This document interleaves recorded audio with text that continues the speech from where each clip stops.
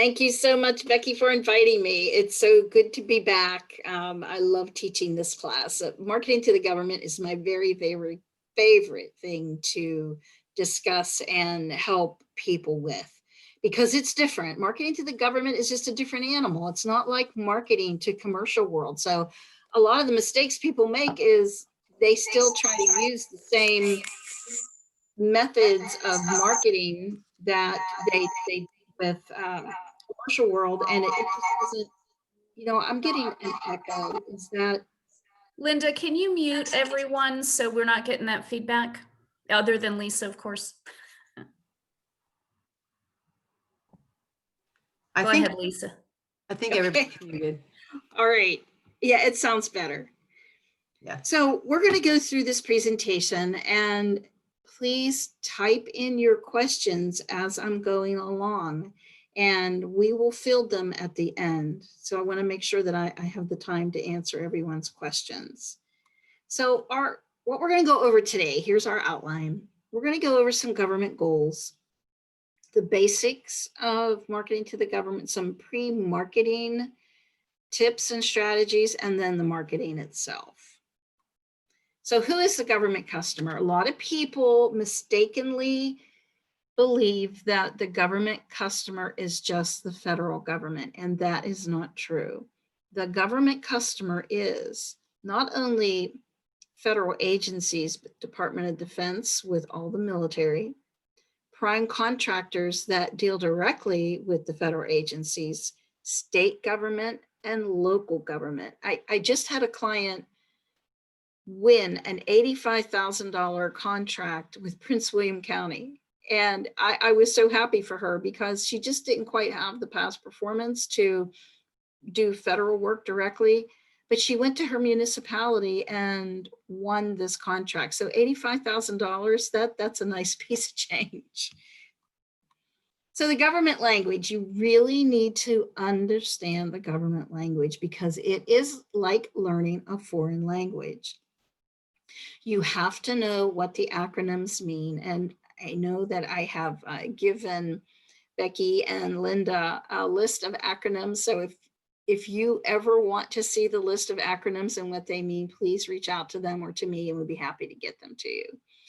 You also need to know codes. There's a lot of codes in government contracting. There's NAICS codes, PSC codes, CAGE codes, and it's easy to get them mixed up. And like, I don't know what codes are applicable to me or what codes I have. And, the government's asking me for my CAGE code and I don't know how I get that. So you need to know what those mean and how they are applied to you and make sure that those codes are correct, especially your NAICS and PSC codes. Databases, you need to learn how to research government databases, and we will give you links to those databases because they're critical in you doing your market research and who to do business with, and also use those databases to find out what opportunities are out there and forecasts with agencies. And you also need to understand regulations. So FAR is the Federal Acquisition Regulation. It is the procurement Bible for the federal government. So you need to know what FAR clauses are applicable to you and understand how to read that language and glean out of it what is applicable to you. And you also need to know thresholds, your limitations. When are you no longer going to be small? Are you small in some NAICS codes and large in others? These are questions that you need to know and understand. Also, thresholds are part of the small business programs like 8A and HubZone. There's some thresholds in there as well. So you need to check out those small business programs such as 8A, HubZone, Service Disabled Veteran, WOSB, EDWOSB, and know if you qualify. All that information can be found on the SBA's website under federal contracting.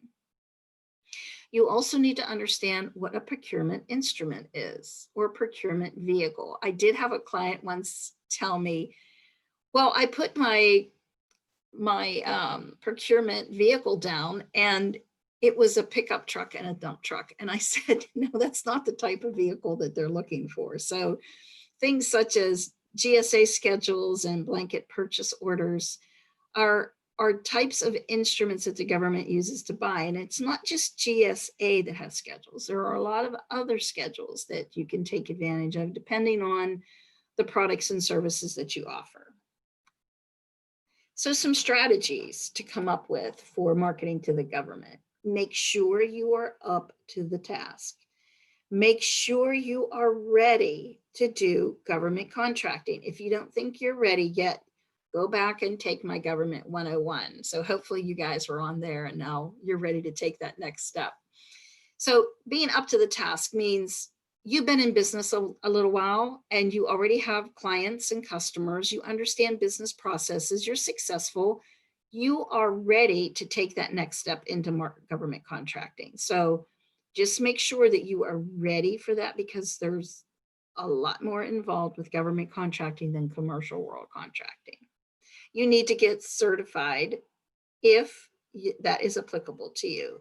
You need to register in resources such as DUNS, which is Dun & Bradstreet, SAM, the System of Award Management, EVA, which is Virginia's e-procurement site, and SWAM, which is Small Women and Minorities, and that's also Virginia. You need to be e-commerce savvy, meaning you need to understand how to use a computer. And many of you out there are like, what? Of course I know how to do a computer, but believe me, there are a lot of people out there that half the problems I have working with them is they can't get their computer to work. So make sure that you're comfortable with all your equipment and it works properly. You need to be able to accept credit. So talk to your business banker and see what all would be involved with being able to accept a credit card for payment. The government spends over 25 billion, that's with a B, dollars a year using their purchase cards, and not just the federal government, but the state and local governments as well use their purchase cards. They call them P cards. So don't go into your bank and say, I need the ability to accept a P card, because they won't know what you're talking about. You need to do this. And it's going to ask you that in the System of Award Management. Do you accept credit cards? And you will say yes to that. So remember this, credit card purchases are a great way to introduce yourself to the government. They will start people out with small purchases such as that, using a credit card, and then slowly work up to bigger procurement instruments. So please make sure you have the ability to accept credit. And you need to hit the street, even if it's virtually. You need to get out there, make yourself known, build relationships, network. And now with this new virtual reality that we have, you can go in on matchmakers and industry days anywhere in the country. Before, we were limited to just what was going on here in our region. But now you could go to a matchmaker in California one day and do one in Oregon or Ohio or right here in our own state or DC anytime you want. It's wonderful. So the opportunities are there to get in front of the people who buy what you sell, and you get to meet them virtually. You get to see them and give them your capability statement. So it's just the best way to be known. You're not going to get business by sitting at home and waiting for the phone to ring. So that brings us to our next point, is building relationships. That's how you build relationships. Getting to know these people, meeting them, reaching out to the small business offices with the primes and agencies that you feel have a demonstrated history of buying what you sell, and getting to know these people, introducing yourself and keeping in contact with them. So here's some things I want you to think about. The government buys everything, and I mean absolutely everything. So the important thing to remember, though, is not every government agency or prime contractor buys everything. And that's a big mistake people make. Hey, I have a capability statement, I'm going to send it to everybody.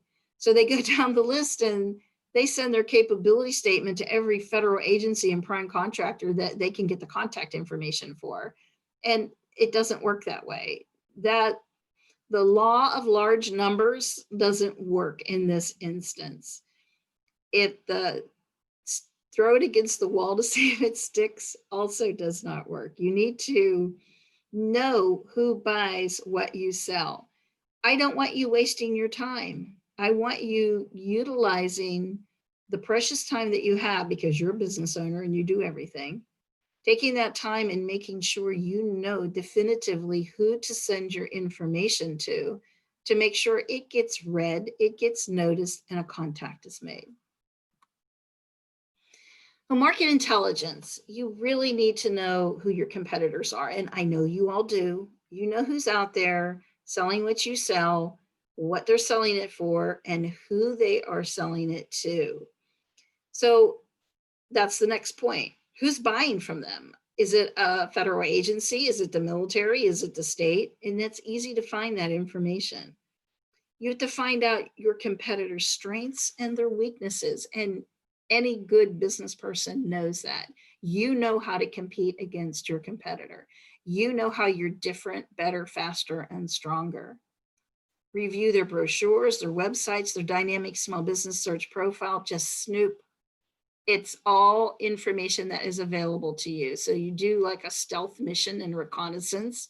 Find out what they're doing.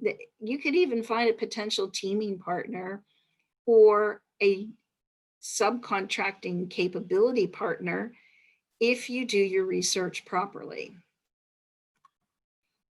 So target the right customer. You really need to build a business and marketing plan structured specifically for government. And the SBDC can help you do that. They're very good at helping you devise a marketing plan for government. In that plan, you will target potential customers. You're going to find the right customers and add them to the marketing plan. You're going to go in and see which agencies and activities would fit your scope of work, what their needs are and challenges, because once you find an agency or a prime that you know buys what you sell, you have to learn everything you can about them. You are going to go into their website, find their small business office. You're going to go to their social media. You're going to go into other sites and find out who they've procured with in the past. But remember to know your limits. Don't take on something that you or would be uncomfortable or stretching to meet. That's where you reach out to one of those competitors that you feel that you could maybe do a teaming arrangement with, or partnership, or JV even.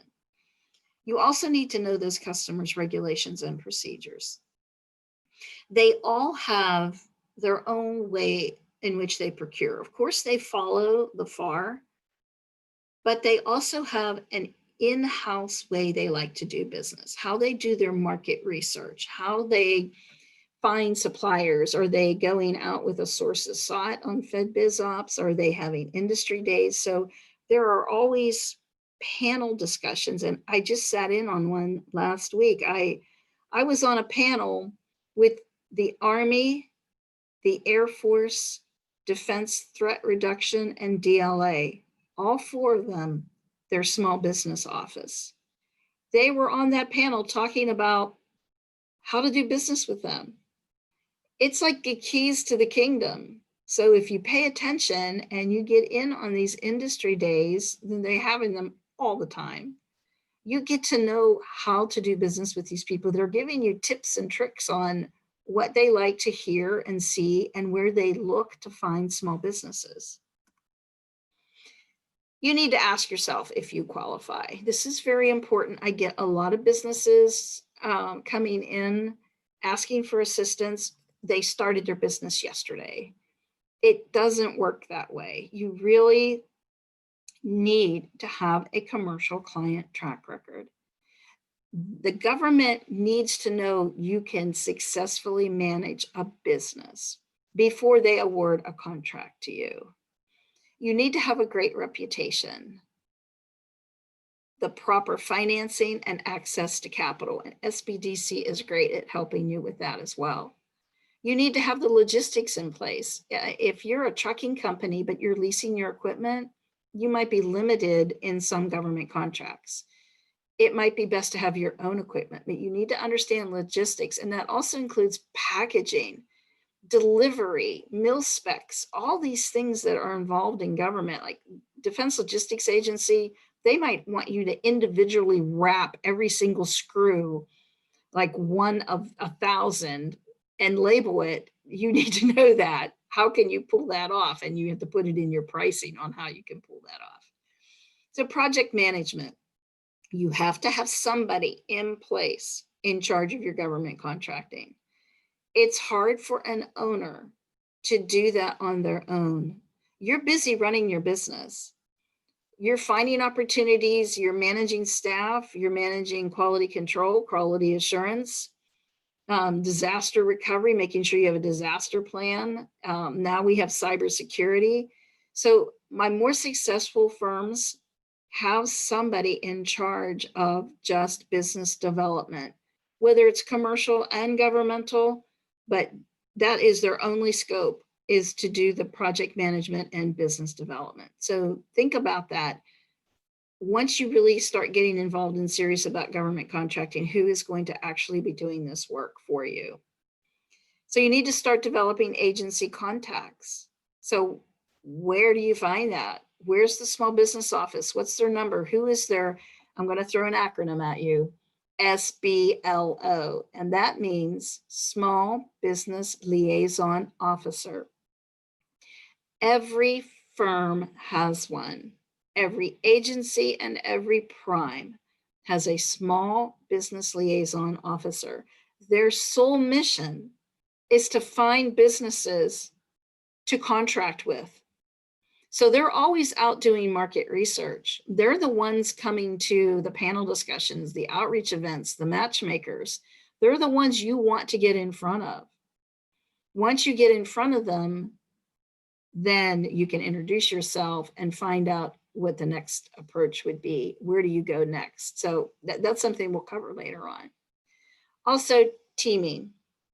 It's important that you have people in the background that you would be able to team with. A lot of government contracts, you can't do them by yourself, but you might know somebody who could assist you. So understanding teaming agreements, joint venture opportunities, mentor protege, these are all ways for you to engage in more complex and higher dollar value procurements with the help of others. So please always have in the background somebody that you would approach and say, hey, if we ever find an opportunity that I could do part of, would you be willing to do the other part? And then start working out the details so that you're not doing it in the 11th hour when an opportunity comes up. So part of your pre-marketing, you have to do basic research on the agencies that you know buy what you sell. So that's a big task. And you want to make sure that you're limiting it to at least 3 to 5, no more than that, because it's just too overwhelming. That's a lot of work. You need to become a subject matter expert on that agency or that organization, because they can tell if you're not. So let's say you're signed up for a matchmaker and you're going to meet with, we'll say, General Dynamics IT division, GDIT. You need to be prepared to sit down with them. You need to research them, where they buy, what vehicles they use, their history, who they're buying from, what schedules they use. So when you sit down with them, you are now prepared. You've created a capability statement that actually is customized to GDIT and their needs, nothing else, just them. Those buyers from the primes and the agencies can tell when you have not done your research. They are extremely impressed with people who come in and are able to demonstrate how they can be part of the solutions to their problems. So that is the biggest complaint I get from buyers. People are not prepared. They don't know what we do. So make sure that you're going out there and finding everything you can about them. Go through their website from front to back, every single page. Go out on social media and follow them. Start reading their social media feeds. You will learn so much from that organization that you will be prepared to sit down with them and speak to them in a language that they understand. You also need, of course, to find the contact information for their small business office. That's a given. So acquisition.gov, I love this site. If you click on this link, it's going to take you to a page that has nothing but forecasts on it. So that's what you want to do. Any forecast over $25,000 is going to be listed there. It's going to be when they plan to purchase, the point of contact who put that forecast out there, what type of contracts they're looking for, firm fixed price, cost plus, and a small business preference. Is this going to be a set aside opportunity? Is this going to be a small business preference? So you need to go on here and just start exploring and being comfortable with acquisition.gov. So also on acquisition.gov is the FAR, and we talked about that earlier. And here are some parts of the FAR that I recommend you go in and explore everything, especially small business. The FAR Part 19 goes into great detail on how the government needs to engage with small business. If you're IT, there's a section on IT, service contracting, Part 37, and construction architect engineer, Part 36. There's a huge hole in that, in this area. So they do very well in Virginia, in the DC area, because everyone here is an IT professional.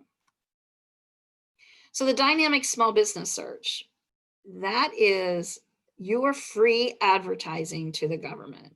And it's at the tail end of SAM. So once you go into the system of award management, at the end, it asks you, would you like to proceed to the supplemental SBA pages? So you say yes, and you click on that little icon by the SBA logo, and you go into the dynamic small business search. In there, a lot of your information from SAM is auto-populated, but there are sections that you have to fill in yourself. So things such as your socioeconomic standing, your NAICS codes, your location size, those are already in there. But what you have to put in is your capability narrative, keywords, and past performance. If those are blank, they can't find you. If you don't have a capability narrative, you are going to be eliminated from competition when they do a search. They are only going to reach out to the ones who have actually filled out the capability narrative. So this is what the public search looks like. It's not what the search would look like if you were filling out your information. This is what it looks like if you just go into the dynamic small business search. Let's say you want to explore a competitor. You would put in their cage code or the name of their business and do a search, and you'll be able to see their capability narrative and their keywords and their NAICS codes. So you're able to do a lot of reconnaissance by using the public search or the dynamic small business search. So a capability narrative, and I listed this one because this is what they want to see in your capability narrative. You will see that there is no marketing language here. This is basic and to the point. This is what I do. There's no fluffy language, no superlatives, no adjectives. And it's sprinkled with keywords because sometimes they use computer searches to uncover keywords. They might put in, we'll say staffing solutions, and that's what's going to come up. This business will come up because they had staffing solutions in there. So I do see a mistake in here. It said program and program management. That is wrong. That and should not be in there. So I'm going to have to fix this. Never use the word and, because as a buyer, I'm not going to use the word and. I'm going to break it out. So your capability narrative is basically just an elevator speech of what you do, and it's just the facts. And not too long. They won't read long narratives. So anything after 2 sentences, it's not going to get read. So keywords. Keywords are critical, and these are search words again. So it's going to look at keywords entered into capability narrative, and it's going to look at keywords under keywords. So Once again, very specific. Think like a buyer.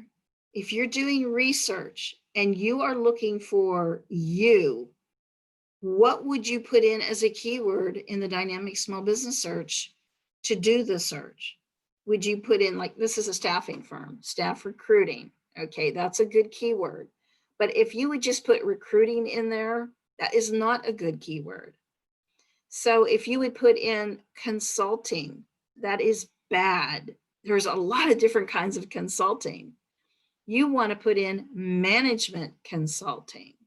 And IT, a horrible, horrible keyword. You have to put in IT like this: IT staffing, IT support, or even write it out. So some of these, like this one is COOP, but then continuity of operations. So it's entered as an acronym, but it's also entered written out. So it covers the bases. Keywords are critical. You could be missed because you mess up your keywords. You want to make sure these keywords are the words that a buyer, think like a buyer, would put in to find you. So past performance. It's in this format. So name, it's the name of the organization you did the work for. And the type of contract. This was firm fixed price. That's what FFP is. It might be a service contract. It might be a GSA schedule purchase. It might be blanket purchase order, service contract. There's a lot of different kinds of contracts out there, but this is how they see what you are capable of. Oh, if you've done an FFP, then you're familiar with firm fixed price. The start date and the end date. So this doesn't have an end date because it's ongoing. This is a contract that this person has had since 2013. It's an open contract. $10,000, probably because they're getting $10,000 a year, or that's the limit. If it's a service contract over a period of years, it might have a ceiling of $10,000. But at least the buyer knows that they're capable of doing $10,000 work. The person's name that you deal with and their phone number. Please reach out to them and ask them first, hey, could I use you as past performance in the dynamic small business search? If not you, who should I put in? So it's just a courtesy, because if they get contacted and you might catch them on an off day, it's like, wow, who? I don't know. How did you get my number? So it's always best to let them know or ask their permission before you put them in. Just don't leave it blank. So some marketing strategy.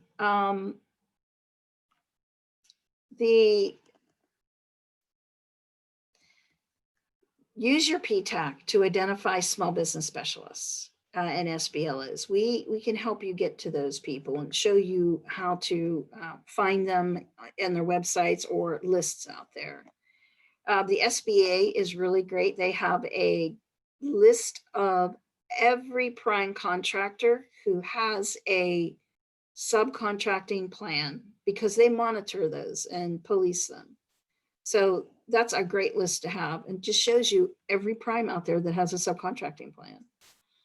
So of course, contact small business specialists, those SBLOs. Ask small business specialists to identify the appropriate buyer or contracting officer. So you're going to get to them. They're not the decision makers. They are just finding the firms. They're the gatekeeper. So when you finally get them on the phone or getting engaged with them, communicating, it's, are you the person I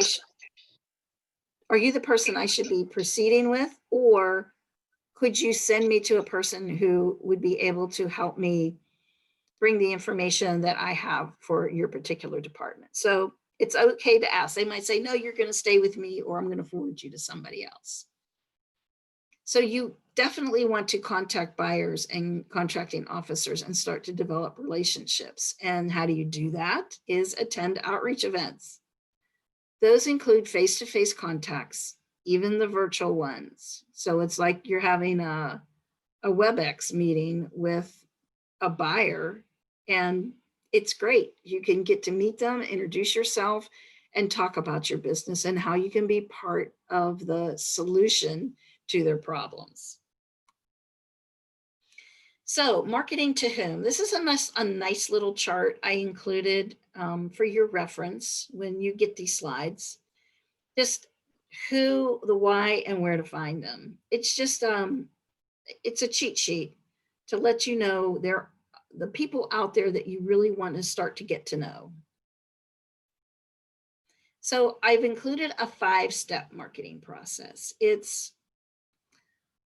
basically just the steps I want to see you start to take to prepare for your marketing plan. So you should always have a 1-minute marketing speech, who you are and what you do. This is huge. Buyers complain because they sit down with somebody and they start rattling on about their business, but they don't say what they do. You can talk to somebody for 5-10 minutes and never say what you do. It's just like, I'm best in class, I have the best employees, and you don't want to do that. So you really have to practice that 1-minute marketing speech, your elevator speech that says what you do and who you are. You have to have a capability statement. That is a must, and it has to be done right. You are wasting your time if you're preparing a capability statement that's full of federal logos, a laundry list of the people you did business with no background information, or it's filled with platitudes and adjectives that don't demonstrate your capacity or capability. You have to make sure all your marketing materials are consistent. Your capability statement, your business card, and your website, they're all the same. They all have the same logo and branding element and speak to the same accomplishments across the board. You need to research all applicable contact agencies and primes to make sure that you are targeting the ones who best fit what you offer. And you need to be prepared to demonstrate that you understand their problems. So that just means you have researched them. Like I said before, you become that subject matter expert, and you're able to sit down and have a conversation with them about what their forecast is. I saw in your forecast, you have this opportunity coming up in FY22, and I've done that in the past. This is who I've done it with or for, and I think that I'm going to be able to offer solutions to you on how to successfully perform that procurement. So things like that show you did your homework. So some protocols. They are human too, believe me. They have feelings, and they can get a little leery of somebody who's stalking them or being too aggressive, and they can shut you out. So you want to make sure that you're treating them with respect and dignity of their position, and you are not a nuisance. You're giving them enough information to stay engaged, but not too much communication that they're feeling that they're being pressured. Always be courteous and to the point. Identify what makes you unique from your competitors. They want to hear that. Develop that 1-minute sales pitch. Always promote your experience. Do not hide problems from the buyer.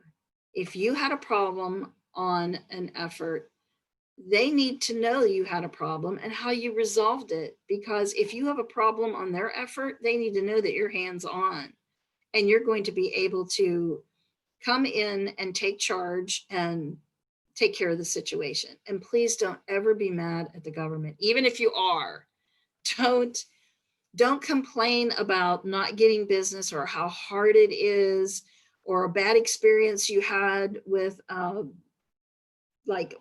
helping a prime win a contract and then you didn't get the sub work. Always be upbeat and positive, because you are actually selling yourself to these people. You need to demonstrate you are easy to work with. You appreciate and value their time, and you are going to be somebody that is going to be a joy to have a contract with. Because believe me, I was a buyer, and there were firms I avoided because they were just so awful to deal with. They treated me badly. They were condescending. They were pushy, aggressive. and bossy. And I just didn't want to do business with them. So I also talked to other buyers, and I would complain about people who were being rude, and everyone that clouds their judgment. So always be pleasant and upbeat and available to help solve any problems that come down the road. So this is what a buyer wants to know. You know, everyone wants to know this information. They need to know, can you meet their needs? So these are things that you need to demonstrate in your marketing. You show them that you have the ability to meet their needs. You know what those needs are. You have the past performance in that. You have the skills and abilities to meet those needs. And of course, they want your company information and your capability, who you are and what you do. Just the facts only. They want to see what you are capable of and what your capacity is. Now, I italicize these because those are two very important words.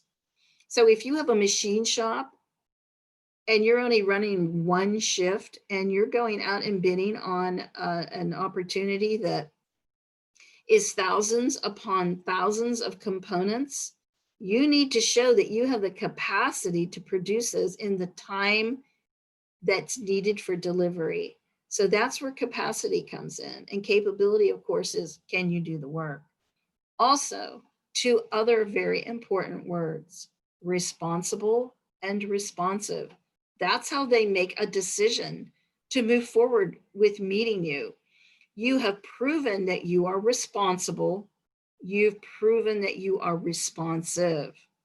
So make sure that when you're looking at your marketing materials, you are answering those 4 areas. You also need to show that you have the past performance. And very last, absolutely last, your socioeconomic status. They don't care what your socioeconomic status is.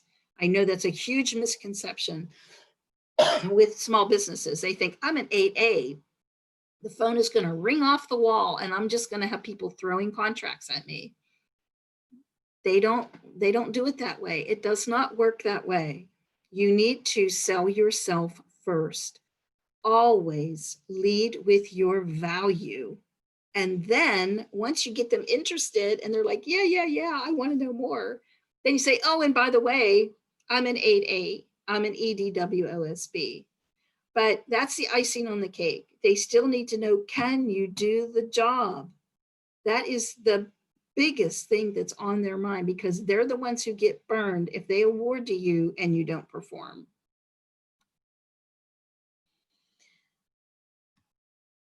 So put on your buyer's hat. These are some other things for you to think about. You need to make sure that your profile that's out there, public information, is optimized. You are everywhere that you can be. You're in SAM, the dynamic small business search. You've got your capability narrative done. Your keywords are done.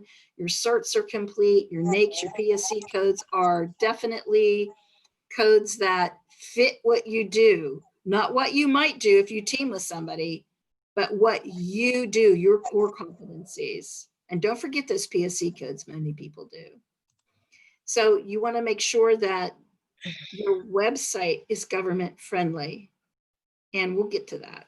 And you have a complete and thorough capability statement. So ask yourself, can I be found?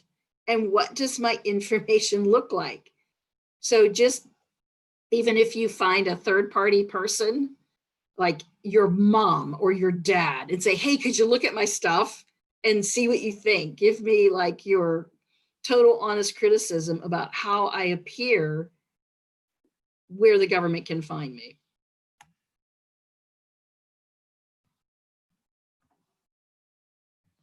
Come on. So you're capable, back to the capability statement. Somehow my slides got turned around, so it looks like we're going to be revisiting some of this. So capability statement, there are certain areas you must include. This is what the buyers want to see, nothing else. Don't try to recreate the capability statement. They want to know your core competencies, your differentiators, past performance, relevant company data that is relevant to them, If you're doing a customized one, just the facts, 1 page only. No marketing language, careful use of adjectives and superlatives. In fact, just don't even use them at all. You have to be very, very careful with those. So this is what you are showing in your capability statement: who you are, what you do, how you do it, who you've done it for, and what you can do for them. So look at your capability statement, and does it answer those questions? So pretend like you're the buyer and you're reading it. Does it answer those? Does it clearly show and define that information? Or is it just a lot of marketing gobbledygook that doesn't really say what you do? This is what a capability statement looks like. This is a template that we provide, and it doesn't have to be in this format, just as long as those categories are the same. You see the core competencies, differentiators, past performance, and your company data. So this template just helps you design your capability statement, but you can use the colors you want and your logo, just as long as you keep those categories consistent. So a company overview. This is one that I plucked out of one of my capability statements that I have on hand that I thought was pretty good. So you can see XYZ Consulting Group is a small business specializing in staff augmentation, temp to perm staffing, executive recruiting. It's only telling the facts. 10 years of experience, vetted staffing to both government and private industry, as well as business support services. Then we have the capacity to deploy anywhere in the continental United States and overseas. There's no fancy language here. It's just the facts. So me as a buyer, I'm reading that, I can scan that and know exactly what this company does. So core competencies, that's just what they are, what you do best. So on a general capability statement, one that you would hand out to the public, you would have everything that you do. But if you are creating one for a specific person, let's say that GDIT firm, you're going to sit down with them, you're going to list the core competencies that are important to them. Not everything that you do, just what's important to them, what's relevant to their needs. And differentiators. Now, this is the hardest thing for people to understand. Everyone gets differentiators wrong. They are objective and quantitative. It's just the facts. So when I was in Connecticut, I worked a lot with Electric Boat, and their SBLO there, Jay Herr, used to tell businesses, I already have 6 suppliers who do exactly what you do. Why would I even bring you on? What makes you different than the 6 I already have? So you really have to think about that. When you're in your differentiators, you're going to talk about facts. Then they are objective and quantitative. Give numbers. How many clients have you served? How many people have you placed as a staffing firm? How many widgets have you sold to the government? So here, this person did a risk mitigation. We offer 100% no risk placement guarantee. That is a differentiator. Other staffing firms don't do that, or others, not all, but definitely it's a differentiator. Disaster recovery. If we get burned to the ground or blown away or flooded, we have a backup plan, and it's written and you can look at it if you want. Quality assurance, a written quality assurance. This is how we monitor and identify deficiencies and how we correct them. These are all solid differentiators. So when you're working on these, just think about, how am I different? How am I better than my competition? And don't say, I have a better staff, because if you make a statement like that, you need to back it up. Why are they different? Are they all PhDs? Have they been with you for 30 years? So just think about how you're different, how you're better, faster, stronger, and never ever say, my team has over 100 years combined experience. That tells that buyer absolutely nothing. So make sure you're doing individual attributes to some of your key employees. Your past performance. I put this in because this is what they want to see. Now, this particular firm was a subcontractor to a prime. So it was on a Navy, Army, Navy contract. They were a subcontractor to high echelon. So they put that in there. I'm a second tier to a prime.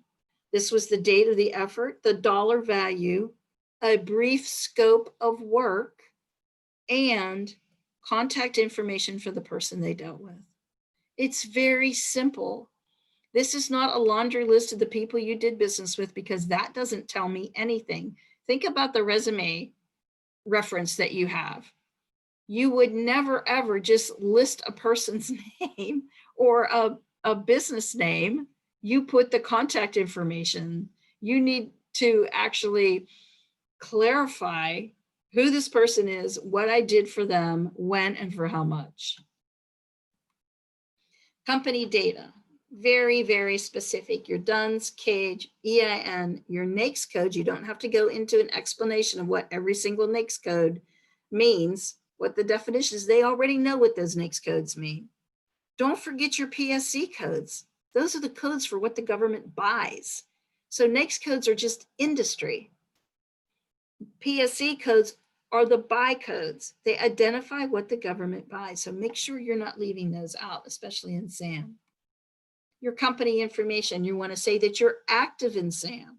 You accept credit cards. Yes, yes, yes. You're small disadvantaged. So your federal designations are separate from your state designations. So yeah, in federal world, I'm an 8A. This is my tenure. This is my 9 years.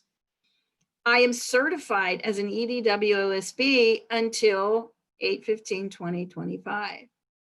So they know they can go into the SBA repository and they're going to see your certification. And then for Virginia, you're in EVA and you're SWAM certified. So always keep state and federal separate. Federal doesn't speak state and state does not speak federal. Some people just give a laundry list of designations that's meaningless to somebody scanning this document. Always be very, very clear about what you're saying. So then don't forget about you. You are the star of the show. So how about a little bit of background about what led you to run this business? How are you qualified to do this work? And of course, your contact information, and please include your social media. So the federal government has a marketing timeline. In the first quarter, so their first quarter starts October 1st. They don't even know what kind of money they're going to get. It's like a big mystery. They might go into continuing resolutions. Like this year, we have a change in president. Anything can happen. So agencies don't know what they're going to have to operate with from Congress. So they're going to do a lot of things like outreach and matchmaking and industry days, a lot of other things, maybe upgrade their staffing. Second quarter, hopefully they know how much money they're going to get and they're going to start planning on those complicated, complex procurements and get them out on the street.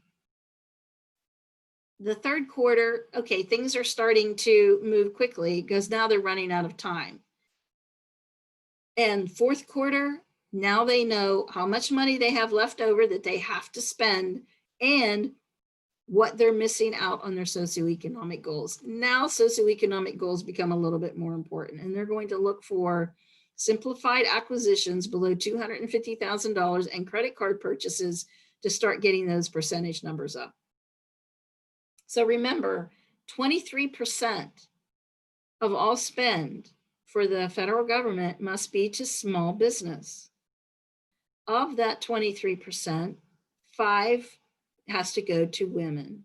So please be mindful of that. And HubZone, 3% of the money has to go to HubZone firms and they don't make that. So the SBA is really leaning on federal agencies to meet those HubZone goals. They've even updated HubZone to make it easier to get on it and keep it. So if you're in a HubZone, please get certified. If you're already HubZone, start marketing that hub zone because they are desperate to procure with hub zones to get those numbers up. So some marketing avenues. You need to network. You need to get out there. Like I said before, you have to hit the streets, meet these people whenever possible to establish a relationship. Even though it's virtual, you need to do that. Attend the conferences, workshops, industry days, panel discussions, whatever they're offering, get out there and visit them. Look at the calendar events. Now, we have a lot of these on our calendar, and we do put out save the dates. We forward them on to SBDCs as well and entrepreneur centers. But just be out there, go into government sites, go into that. Fed Biz Ops, the federal government has to list all their outreach events on Fed Biz Ops. Find out what's happening. We might not have them all listed. Get into newsletters and emails that come to you on a regular basis from like Deltec and so forth, that they actually advertise events that are coming up. AFCEA is another good one. Jennifer Schultz has some good things going on. So just be mindful of what's out there and participate in as many as you can. So let's talk a little bit about your email. Email, no long narratives. If you're reaching out to an agency or a prime, 2 sentences, bullet points. They will not read past the 3rd or 2nd sentence. Very high value contact. Every word has weight. Use email to send out white papers and send out capability statements and capability statement updates. Please have a proper email format. Yahoo, Gmail, Hotmail, sorry, that is not going to cut it. It's not considered professional, and now it's a cyber risk. If you do not have an email address that represents your business, please get one.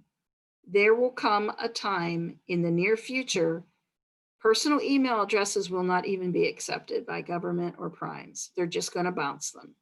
So, and I see it. If your SAM is already established with a Yahoo or Gmail account, then we need to get into SAM and update it. Your website. So they often go to websites. If they find you in the dynamic small business search, they might go to your website to find out more information. You want to make sure you have a website, one, not professional. It is not professional to not have a website. So please make sure you have a website. Make sure that you have the information and it's easy to reach. I highly recommend, this isn't necessary, but I recommend a government tab. So include a tab that they can go to that has everything they need, one-stop shopping. They love that kind of efficiency. So if they can click on a government sales tab and everything's there, including a link to your capability statement, then now you've raised up in their eyes. It's like, wow, you know, they get us. They understand our needs, and they've made it easy for me to find more information. But a link to your capability statement is huge. They can print it out and take it to the decision makers. Say, hey, look what I found. Please take a look at this capability statement I just pulled off the computer. It has to be easily navigable. Bullet format, once again, no long narratives. Nobody reads that stuff. It has to be scannable, and you should have your past performance in there. So you have to build the relationships, of course. You need to listen to what people are saying to you, attend the matchmaker events, send personal thank you cards. If you go to a matchmaker and you meet with somebody, send them a thank you. And a thank you that's like the kind your mom used to make you do when you got birthday money. It's just a differentiator. It sets you apart from others. They will remember you because you sent them a card. And every once in a while, a client sends me a card. It's like, wow, that was thoughtful. And I always remember that person because they sent me a real snail mail card. Make sure your business card is unique to government. So eventually we will be going back to handing out our business cards. So you have time to fix this. Business cards for government need to say what you do. That's a huge complaint I hear from buyers. Under the name of your business, if it's XYZ Consulting, say underneath in little letters what you're consulting on. If you don't say what you do, they're not going to remember. They're getting hundreds of cards all the time. So you want to make sure what you do is on there. And on the back of the card, it can be written upon. So shiny black, shiny white, dark blue does not work. A matte finish white on the back, so that card can be written on. A buyer can jot down notes so they remember when they get back to their office why you stood out to them. You can also include on the back, on the bottom, your NAICS codes and your CAGE code so they can look you up in SAM in the dynamic small business search. Social media, very important. Government uses it all the time. So when you choose the agencies and primes that you feel are good candidates for your marketing plan, find out what social media they use and follow them. And make sure your social media is always up to date and there isn't like social things in there or personal things, and it's all business, exciting projects that you're on, because they will go to your social media and they're going to look at it. So make sure you're on LinkedIn, you're looking at Twitter, Facebook. It's okay to ask them as well. When you sit down with a buyer or you're meeting with an SBLO, say, hey, what social media are you using? And then you use it as well. It's a great way to find out real-time information on what's happening with their organization. So here are some phrases to avoid. And I just added this because I see it all the time. And I know people get excited and they're trying to show that they're a great business, but these words have absolutely no meaning at all to a buyer. And you're going to go through them and say, oh yeah, I think I've said that, or I put that in my capability statement, or that's on my website.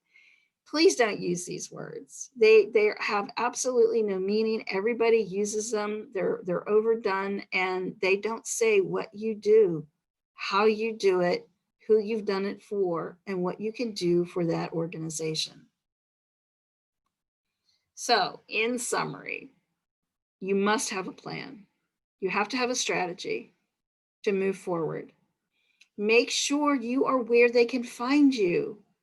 Don't miss any opportunity to be where someone who's doing a search is going to find you. Definitely know how you are different from your competition, because they're going to want to know and they're going to ask. Have your capability statement up to date and ready to go at a moment's notice. Know who buys what you provide. That's the key. Don't market to just random organizations. You need to be marketing to somebody you know has a demonstrated need for what you sell.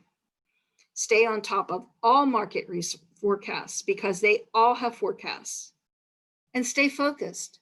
Don't give up. Don't get frustrated and say, oh man, this is too hard. I've tried and I'm not getting any response.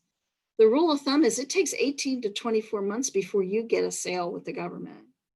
So don't lose faith and don't quit, because the government needs fresh ideas. They need fresh products, new brainstorming partners. The list of small businesses is always getting shorter. The people are retiring or they're going out of business, or they didn't make it through COVID. So there's always the opportunity to bring fresh blood and new ideas into the government spectrum. And primes are always looking to freshen up their small business plans. So please don't give up, because it's hard. It gets easier in time. So I just put this slide up because it's a little bit about PTAC and what we do. If you're not in Virginia, there's a link here to our national organization to find out where the PTAC is in your state. And there are some areas down below that we help with, and we're free to you. The government pays us to help you. So please, if you're interested in learning more about the PTAC, reach out to us and we'd be happy to assign you a counselor and move forward with your government contracting goals. So now we're going to move to the question period. How are we doing on questions, Linda? We have a few that I can read off, and unless anybody wants to start with wants to speak and unmute and talk, I'll just read off some of the chat questions. I guess we got several people that ask about if you're a startup, like how do you differentiate yourself and show past performance if you're really just getting started? Well, that is a good question, and I always get that question. So it's when I have a startup, you came from somewhere. You know, you just didn't graduate from college and say, I'm going to start my own business. You had a business before, you worked for somebody and you developed skill and expertise. For example, I had a gentleman who worked for an environmental firm for 20 years and the firm went out of business.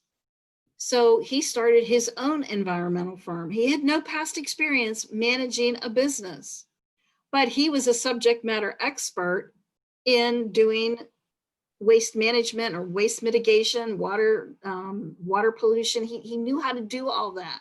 So when he built his capability statement, he really emphasized his background and experience.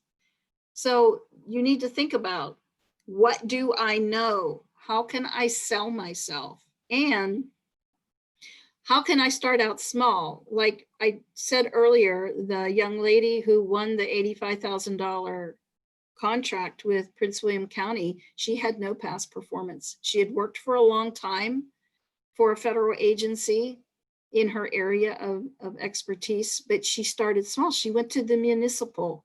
She started at the municipality level, county, city, borough.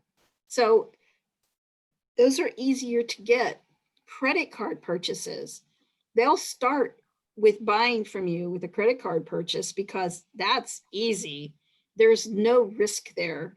Then you can start building up past performance just doing credit card purchases. State government, that's another easier transition into than federal, or subcontracting. Teaming and joint venture is another way to start building past performance. So you have to look for ways to build past performance that is easy entry. You also have to think of ways that you can build up yourself. Okay, I was a sub to a prime. I was employed by a prime and on this project. Okay, it doesn't carry the same weight as real past performance, solid past performance, but it's still a start. Everybody has to start somewhere. You think everyone engaged in government contracting had to get that first contract. So just take little baby steps and just demonstrate how you are a subject matter expert. And I always tell startups, start building up your commercial business first. Start with, forget about government. Go and start building a presence with just regular commercial and private sector work. And then go into government contracting because you are learning how to run a business. And the rule of thumb, I believe, is 2 years. If you make it 2 years with your business, you've pretty much gone over the hurdles and you're ready to do something like government contracting. So very few people are able to start a business and dive right into government contracting. Those are special circumstances. So you just have to ask yourself and be very honest. What are my circumstances? What are the odds that I can win a government contract? Where should I start to start building past performance? So I hope that answered your question.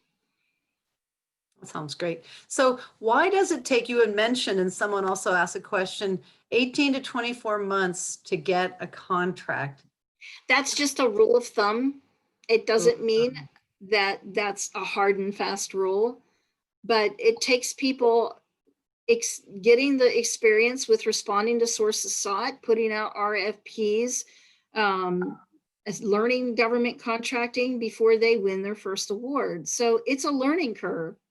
Now, some people, yeah, they can win. I've had people win a contract within a few months, but that is not the norm. Those are outliers. So if you have been responding to sources sought and sending out RFPs or, responding to RFIs, and it's been like 10 months and nothing's happened yet, don't give up. Stay on it. So it's not like you're going to win a contract just because you responded to a sources sought. It just takes time. Now, some people retire out of a federal agency, and that federal agency is prepared to do business with them already. So they retire out of a federal agency and already have a building customer. So they start their business and they start contracting with that federal agency immediately because they know them. So they have an inside lead. They built that relationship. So it takes time to build those relationships. That's why they use the 18 to 24 month rule of thumb. That is not a hard and fast rule. It's just something that's out there, and that's the expectation. If nothing has happened in 24 months, probably you're doing something wrong, and you need to look at how you're responding and regroup and think about how you're marketing yourself as well. How about, should the paragraph about the owner, you talked about that paragraph and how it had to be very specific. Should that go on the capability statement? Yeah, you're the commodity, especially when you're new.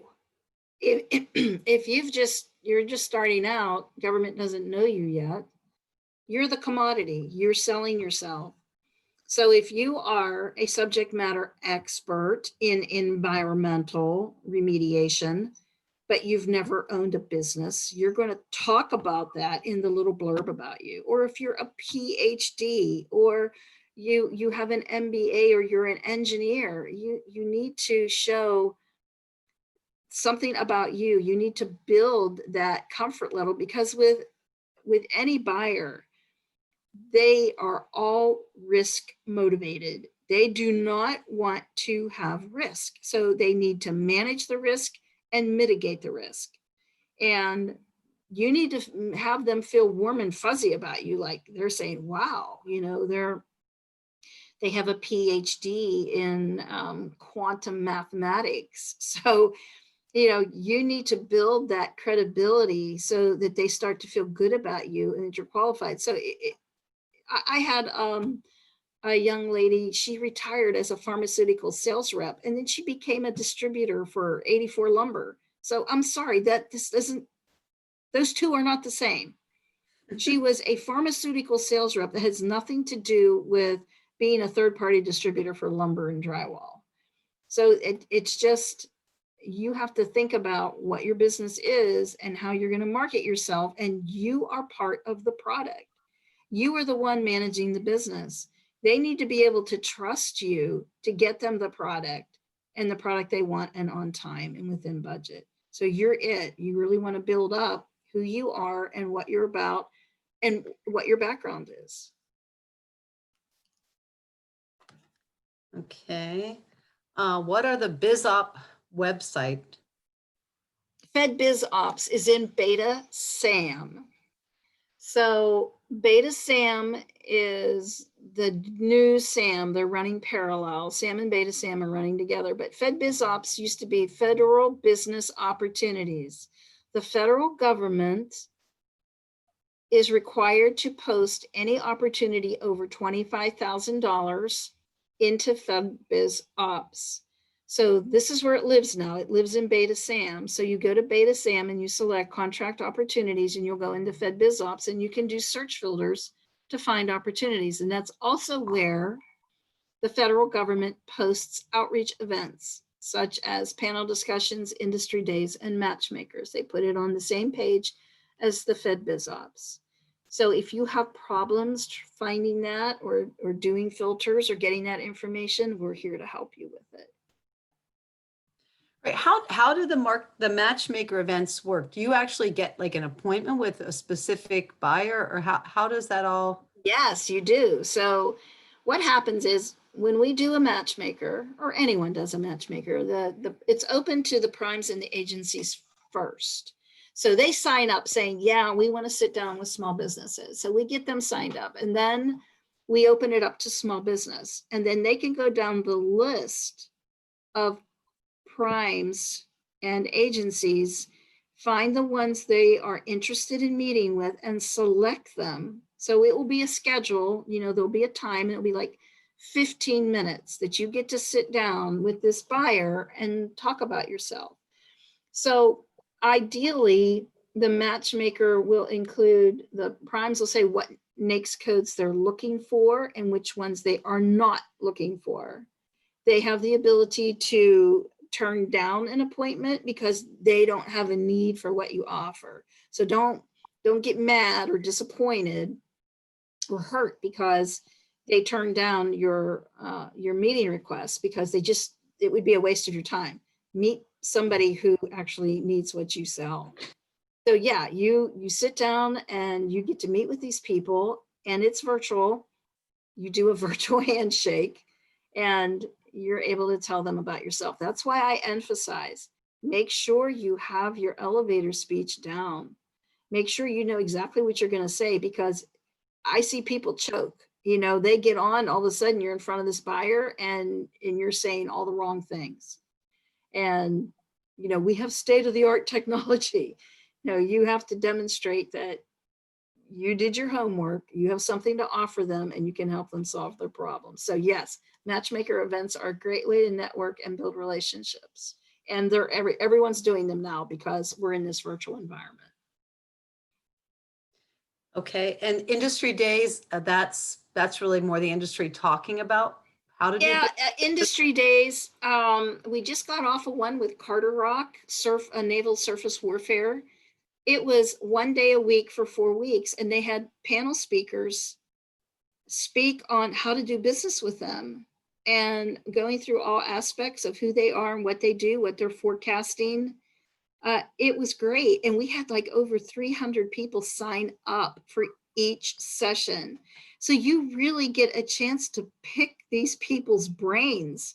You get to ask them questions and find out how to do business with them. What are you forecasting? What opportunities do you have coming down the pike? It's a great way to get to know these people. And then, like the panel I sat on a week or so ago, it was small business liaison officers talking about how to do business with them, how they do their market research, what they look for at the capability statement, what they look for on your website, how they use the dynamic small business search. This is where I get all my information when I create these presentations.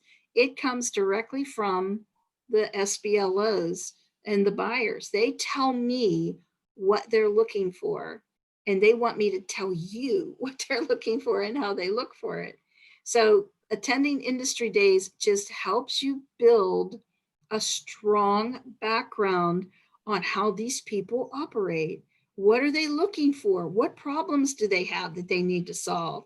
What projects do they have coming down the pike? I mean, defense, they have a 5-year outlook. So they're already planning 5 years in advance. You need to tap into that, and you need to prepare for becoming that trusted vendor that they are seeking, because they are seeking. It's just important that it's just the best way to network and build the relationship. It's shaking the hand of government. And there's other ways as well, like responding to sources sought. That's another presentation. But please, attend as much as these as you can, anywhere that you can, because they're nationwide and they're all virtual. So you can take advantage of it, and they're free. So that's the big thing. This is a free way to get down and sit with a government official, a small business liaison officer, program manager, whoever they have sitting there to meet with you and talk about what you do and what you have to offer to them. So this is Audrey. You mentioned industry days. Were you referring to the SAM, betasam.gov? Is that what you're referring to? I just heard industry days. Thought I missed something. Industry days, that's like the government's wording for having an outreach event. It's not a matchmaker. They just call it industry days because they're meeting with industry. So what we did with Carter Rock for 4 weeks, 1 day a week for 4 weeks, was what they consider an industry day. They are reaching out to industry and they are networking with them. They're telling the industry, hey, this is who we are and what we do and what we have planned in the future. So it's just basically their way to reach out to industry, especially small business, and introduce themselves. So that's what industry days are. And that's typically what they call them, industry days.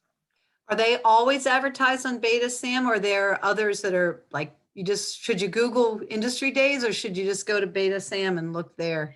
Yeah, you would go to Beta Sam because there's an section there where all federal agencies have to post their industry days and their matchmakers. So that's how they market them. And then they'll market them through us as well. Like if we work with USAID and we have a matchmaker coming up with them on the 17th. So they have it posted in Fed Biz Ops, and we have also marketed ourselves. But, PTACs aren't always going to have every matchmaker or industry days on their calendar. And now that they're virtual, they're nationwide. So you want to make sure that you're tapping into this. You can go to if you're interested in doing business, let's say with the Army, you would go to the Army Small Business Office and see what events they have posted. They always post their events. So the best way for federal government is the Fed Biz Ops, and locally it's us, the PTAC, or any other people that have marketing. There's some that have great events, but they charge. Government doesn't charge, and if we're involved, we don't charge. So you have to pick and choose. There are some great events that, yeah, there's going to be a fee, but it's a quality event. So you just have to decide whether or not you want to pay. But this is just the best way to learn how to be comfortable with these people and introduce yourself to them, because they get thousands of capability statements and thousands of emails every day, and they have a hard time sorting through them. But if they get a chance to sit down and meet you in a one-on-one session for 15 minutes, now you've made great strides in getting someone to remember you, and then make sure you're following up as well. I actually teach a class on how to prepare for a virtual matchmaker, and I give you all the tips and tricks on how to make the most of that matchmaker. But if you meet with them, you need to follow up as well. That's important. I always say people don't follow up with us. So you want to make sure that you have that meet and greet, and you've sent them your capability statement, and you follow up on occasion. I mean, no, not every day, or, you don't want to be a stalker, but you might want to be following up with them quarterly with updates to your capability statements, or maybe a project that you won, just little things that help maintain top of the mind awareness. Do you have to have Deltec/timekeeping if you are a startup? No, absolutely not. Deltec is a tool that you can use, but you don't have to have it. No one requires that you have Deltec. Okay, I think that's it for the questions, but didn't you say earlier that if you're just getting started, schedule a meeting with PTAC, because a lot of what Lisa does is go in and clean up and help people that have messed up something, fix it. So if you haven't, tried to get certified in these different areas, maybe meet with them right off the bat, right, Lisa? Exactly. And especially if you're a woman-owned small business, please reach out to us about your certification through SBA. Please don't try to do it yourself. We're here to help you with that, and we're free. Right. And if And Lisa, we have a question about how to contact you. And my assumption is that they need to reach out to the PTAC website and put in a request for counseling, correct? Yes. And if you want to talk to me, just request me. But just remember, I'm booked 2 weeks out. So we have great counselors. All my counselors are retired out of federal service. They were all buyers. They were that SPLO. that you're trying to meet with, and they have a wealth of information. I have people that were military buyers, and they're very, very knowledgeable in procurement and helping you grow your business for government. Do you have a slide, Lisa, that shows your contact info? Did you have that back? Yeah, I had, wait, there's the PTAC slide. Oh, where did that go?